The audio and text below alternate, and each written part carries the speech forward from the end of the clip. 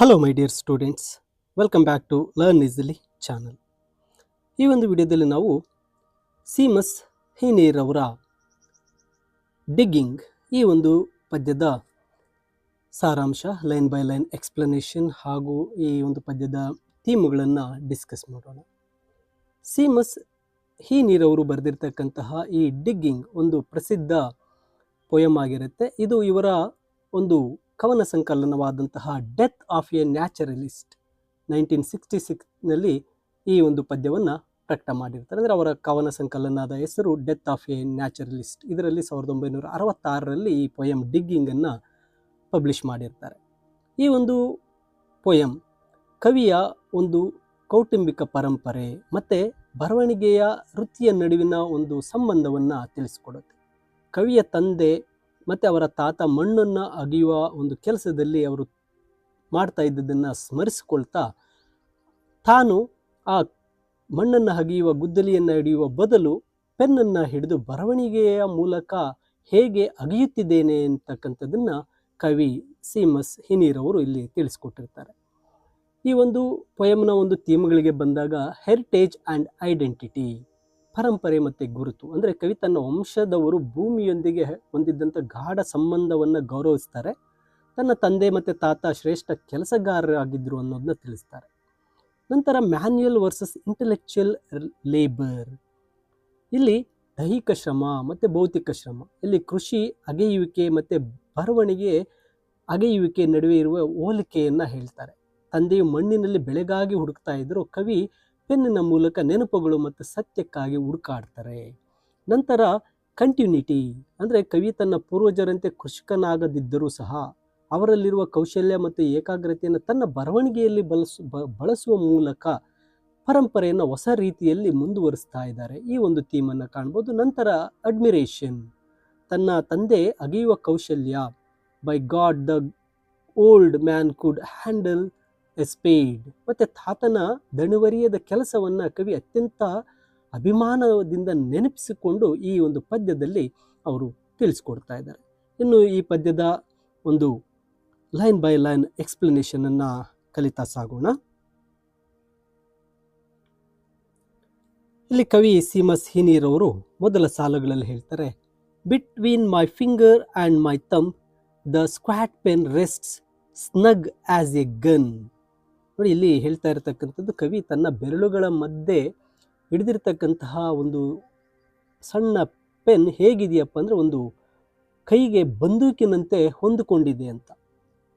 Pen ಇಲ್ಲಿ ಕವಿಯ ಆಯುಧ. ಆತನ ಪೂರ್ವಜರು ಗುದ್ದಲಿ ಅಥವಾ ಚಾಕುವನ್ನು ಬಳಸುವಂತೆ ಈತ ತನ್ನ ಪೆನ್ನನ್ನು ತನ್ನ ಕೆಲಸಕ್ಕಾಗಿ ಬಳಸ್ತಾ ಇದ್ದೇನೆ ಅಂತಕ್ಕಂತಹ ಒಂದು ಅರ್ಥ ಇಲ್ಲಿ ಸಿಗುತ್ತೆ. Under my window a clean rasping sound when the spade sinks into gravelly ground my father digging.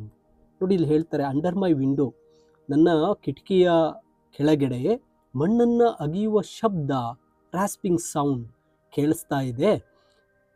ತನ್ನ ತಂದೆ ಏನು ಮಾಡ್ತಾ ಇದ್ದಾರೆ, ಆ ಮಣ್ಣಿನಲ್ಲಿ ಗುದ್ದಲಿಯಿಂದ ಒಂದು ಗುಂಡಿಯನ್ನು ತೋಡ್ತಾ ಇದ್ದಾರೆ.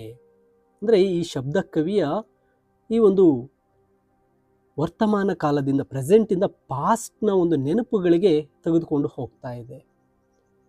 I look down till is straining rump among the flower beds, bends low, comes up 20 years away, stooping in a rhythm through potato drills where he was digging. ನೋಡಿ, ತಂದೆ ಯಾವ ರೀತಿ ಅದನ್ನು ಅಗಿತಾ ಇದ್ರು ಮಣ್ಣನ್ನು ಅನ್ನೋದನ್ನ ಹೇಳ್ತಾ ಇದ್ದಾರೆ.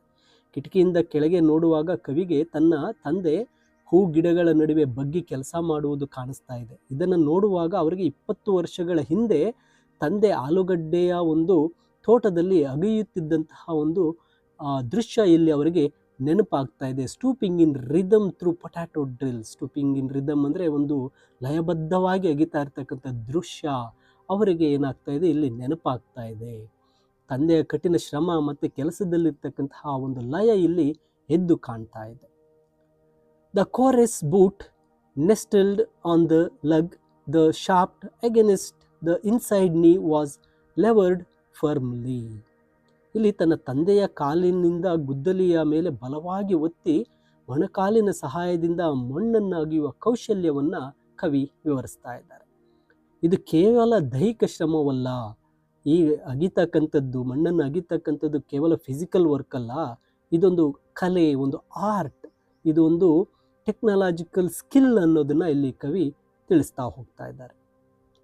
He rooted out all tops, buried the bright edge deep, to scatter new potatoes that we picked, loving their cool hardness in our hands. ನೋಡಿ, ಇಲ್ಲಿ ತನ್ನ ತಂದೆ ಯಾವ ರೀತಿ ಆ ಒಂದು ಡಿಗ್ಗಿಂಗ್, ಅಗಿಯೋದನ್ನು ಮಾಡ್ತಾ ಇದ್ರು ಅನ್ನೋದನ್ನ ಹೇಳ್ತಾರೆ. ಅವರು ಮಣ್ಣನ್ನು ಆಳವಾಗಿ ಅಗೆದು ಆಲೂಗಡ್ಡೆಗಳನ್ನು ಹೊರಗಡೆ ತೆಗಿತಾ ಇದ್ರು. ಮಕ್ಕಳು ಆ ತಂಪಾದ ಆಲೂಗಡ್ಡೆಗಳನ್ನು ಕೈಯಲ್ಲಿ ಹಿಡಿದು ಸಂಭ್ರಮಿಸ್ತಾ ಇದ್ರು ಅಂತಕ್ಕಂಥದ್ದನ್ನು ಹೇಳ್ತಾ ಇದ್ದಾರೆ. ಸೊ ಅಲ್ಲಿ ದುಡಿಮೆಯ ಫಲ ಸಂತೋಷವನ್ನು ನೀಡುತ್ತೆ ಎಂಬ ಭಾವನೆಯನ್ನು ಕವಿ ಹೇಳ್ತಾ ಇದ್ದಾರೆ. By god the old man could handle A speed just like is old man. ನನ್ನ ತಂದೆ ಆ ಗುದ್ದಲಿಯನ್ನು ಎಷ್ಟು ಅದ್ಭುತವಾಗಿ ಬಳಸ್ತಾ ಇದ್ರು ಅಂದರೆ ಅವರ ತಂದೆಯಂತೆಯೇ ಅವರು ಅದನ್ನು ಬಳಸ್ತಾ ಇದ್ರು ಅಂತ. ಅಂದರೆ ತನ್ನ ತಂದೆಯ ತಂದೆ ತಾತನಂತೆಯೇ ನನ್ನ ತಂದೆ ಆ ಒಂದು ಗುದ್ದಲಿಯನ್ನು ಬಳಸಿ, ಆ ಶ್ರಮವನ್ನು ಬಳಸಿ, ಆ ಒಂದು ಕೌಶಲ್ಯದಿಂದ ಅಗಿತಾ ಇದ್ದಾರೆ ಅಂತಕ್ಕಂಥದ್ದನ್ನು ಹೇಳ್ತಾರೆ. ಇಲ್ಲಿ ಆ ಒಂದು ಕೆಲಸ ಮತ್ತು ಕೌಶಲ್ಯವು ತಲೆಮಾರುಗಳಿಂದ ಬಂದಂಥ ಒಂದು ಪರಂಪರೆ ಅಂತಕ್ಕಂಥದ್ದನ್ನು ಕವಿ ಹೇಳ್ತಾ ಇದ್ದಾರೆ. My grandfather cut more turf in a day than any other man on Toner's bog. ಇಲ್ಲಿ ಕವಿ ತನ್ನ ತಾತ ಟೋನರ್ಸ್ ಬಾಗ್ ಎಂಬ ಒಂದು ಜೌಗು ಪ್ರದೇಶದಲ್ಲಿ ಬೇರೆಲ್ಲರಿಗಿಂತ, ಅಲ್ಲಿ ಕೆಲಸ ಮಾಡ್ತಕ್ಕಂಥ ಎಲ್ಲರಿಗಿಂತ ಹೆಚ್ಚು ಮಣ್ಣಿನ ಒಂದು ಟರ್ಫ್, ಹೆಂಟೆಗಳನ್ನು ಹೊಡಿತಾ ಇದ್ರು, ಕತ್ತರಿಸ್ತಾ ಇದ್ರು ಅಂತ.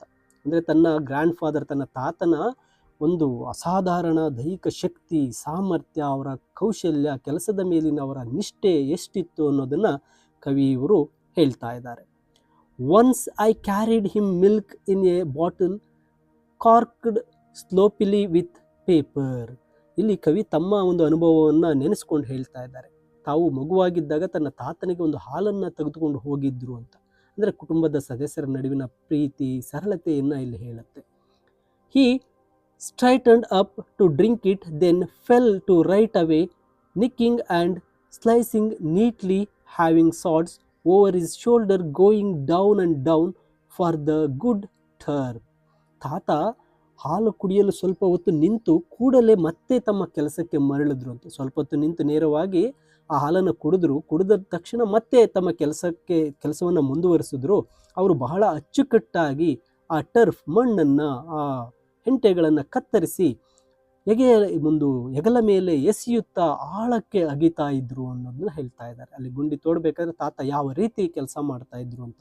ಅಂದರೆ ಇಲ್ಲಿ ಹಾಲನ್ನು ತೆಗೆದುಕೊಂಡು ಹೋಗಿರ್ತಕ್ಕಂತಹ ಕವಿ ಅವರ ಒಂದು ಹಾಲನ್ನು ಕುಡಿದ್ರೂ ಕೂಡ ಅವರ ಒಂದು ಕಾನ್ಸಂಟ್ರೇಷನ್ ಆರ್ ಅಟೆನ್ಷನ್, ಅಥವಾ ಅವರ ಒಂದು ತಾತನ ಕೆಲಸದ ಕಡೆಗೆ ಅವರ ಒಂದು ಏಕಾಗ್ರತೆ ಬಗ್ಗೆ ಇಲ್ಲಿ ಕವಿ ಹೇಳ್ತಾ ಇದ್ದಾರೆ. ಅವರ ಏಕಾಗ್ರತೆ ಎಷ್ಟಿತ್ತು, ಆ ಕೆಲಸವನ್ನು ಎಷ್ಟು ಚೆನ್ನಾಗಿ ಅವ್ರು ಮಾಡ್ತಾ ಇದ್ರು ಅಂತಕ್ಕಂಥದ್ರ ಬಗ್ಗೆ ಹೇಳ್ತಾರೆ. Digging the cold smell of potato mould, the squelch and slap, of soggy peat, the cuts of an edge, through living roots awaken in my hand. ನೋಡಿ, ಇಲ್ಲಿ ಮಣ್ಣಿನ ವಾಸನೆ, ಆ ಕೆಸರಿನ ಶಬ್ದ ಮತ್ತು ಬೇರುಗಳನ್ನು ಕತ್ತರಿಸುವ ದೃಶ್ಯ ಕವಿಯ ಮನಸ್ಸಿನಲ್ಲಿ ನೆನಪುಗಳನ್ನು ತುಂಬ ಜಾಗೃತಗೊಳಿಸಿದೆ. ಅಂದರೆ ಅವರ ಮನಸ್ಸಿನಲ್ಲಿ ಆ ಒಂದು ದೃಶ್ಯಗಳು ಇನ್ನೂ ಸಹ ಹಾಗೇ ಇದೆ. ಇಲ್ಲಿ ಕವಿ ದೈಹಿಕವಾಗಿ ಅಲ್ಲದಿದ್ದರೂ ಅವರ ಬೇರುಗಳು ಇಂದಿಗೂ ಸಹ ಮಣ್ಣಿನೊಂದಿಗೆ ಬೆರೆತಿವೆ ಅಂತ ಇಲ್ಲಿ ಅರ್ಥ ಆಗ್ತಾ ಇದೆ. ಅಂದರೆ ದೈಹಿಕವಾಗಿ ಅವರು ಆ ಕೆಲಸ ಮಾಡದೇ ಇದ್ದರೂ ಆ ಕೆಲಸದ ದೃಶ್ಯಗಳು ಇನ್ನೂ ಕವಿಯ ಮನಸ್ಸಿನಲ್ಲಿ ಹಾಗೆ ಉಳ್ಕೊಂಡಿದೆ. But I have no spade to follow men like them. ಇಲ್ಲಿ ಹೇಳ್ತಾರೆ ನೋಡಿ, ಆದರೆ ಅವರಂತೆ ಅಗೆಯಲು ನನ್ನ ಬಳಿ ಗುದ್ದಲಿ ಇಲ್ಲ ಅಂತ ಹೇಳ್ತಾರೆ. ಇಲ್ಲಿ ಕವಿ ತನ್ನ ತಂದೆ ಮತ್ತು ತನ್ನ ತಾತರಂತೆ ಕೃಷಿಯ ಕೆಲಸವನ್ನು ಆರಿಸಿಕೊಂಡಿಲ್ಲ. ಅವರು ದೈಹಿಕ ಶ್ರಮದ ಕೆಲಸವನ್ನು ಮಾಡ್ತಾ ಇದ್ದರು. ಅವರಂತೆ ಮಾಡೋದಕ್ಕೆ ನನ್ನ ಹತ್ರ ಆ ಒಂದು ಸ್ಪೇಡ್, ಗುದ್ದಲಿ ಇಲ್ಲ. ಅಂದರೆ ನಾನು ಆ ಕೆಲಸಗಳನ್ನು ಬಿಟ್ಟಿದ್ದೇನೆ, ನಾನು ಬೇರೊಂದು ಕೆಲಸದ ಹಾದಿಯನ್ನು ಹಿಡಿದಿದ್ದೇನೆ ಅಂತ ಹೇಳ್ತಾರೆ. ಅವರ ದೈಹಿಕ ಶ್ರಮವಾದರೆ ನಾನು ಬೌದ್ಧಿಕ, ಒಂದು ಇಂಟೆಲೆಕ್ಚುಯಲ್ ಒಂದು ಲೈನನ್ನು ಆರಿಸ್ಕೊಂಡಿದ್ದೇನೆ ಅಂತ ಹೇಳ್ತಾರೆ. Between my fingers and my thumb the squat pen rests, I will dig with it. ನೋಡಿ, ಇಲ್ಲಿ ಹೇಳ್ತಾರೆ, ಈ ನನ್ನ 2 ಬೆರಳುಗಳ ನಡುವೆ ಒಂದು ಪೆನ್ ಇದೆ, ಇದರ ಮೂಲಕವೇ ನಾನು ಅಗಿಯುತ್ತೇನೆ ಅಂತ ಹೇಳ್ತಾ ಇದ್ದಾರೆ. ಕವಿ ತನ್ನ ತಂದೆಯಂತೆ ಮಣ್ಣನ್ನು ಅಗೆಯುವುದಿಲ್ಲ, ಬದಲಿಗೆ ಪೆನ್ನಿನಿಂದ ನೆನಪುಗಳನ್ನು, ಇತಿಹಾಸವನ್ನು, ಸತ್ಯವನ್ನು ಅಗೆದು ಹೊರೆ ತೆಗಿತಾರೆ.